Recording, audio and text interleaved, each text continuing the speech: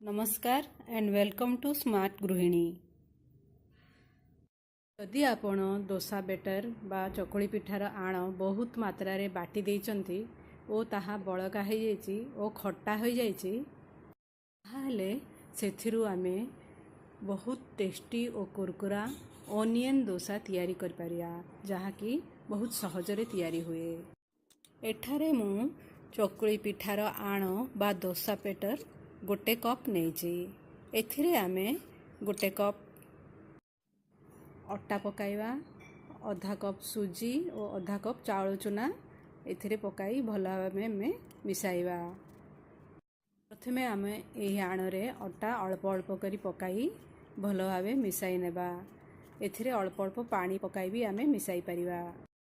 एहाकू आमे पानी पकाई भल भाबे जेपरी लम्प्स न रुहे से भली भाबे भल भाबे आमे मिसाई नेबा। एथिरे आमे आधा कप सुजी और आधा कप चाउल चूना पकाई भल भाबे मिसाई नेबा। एथिरे अल्प अल्प करी पानी पकाई एहाकू एकदम पतला करी बेटर तैयारी करिबा। यह नॉर्मल डोसा बेटर टू पतला करी मिसाइबा। एथिरे आमे स्वाद अनुसार लूण पकाई मिसाई नेबा और ढाकुणी बंद करी एहाकू 15-20 मिनट पर्यंत रखी नेबा। तावा गरम होला परे सेथिरे तेल पकाइबा, तापरे आण को पकाई चकुली रो शेप देबा।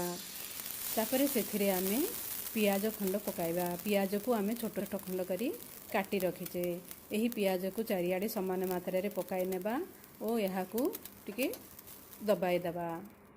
गोटे मिनिट पर्यंत सेकी नेबा। तापरे सेथिरे चारियाडे तेल पकाई धीरे धीरे करी आमे एहाकू काढ़ी पलटाई नेबा।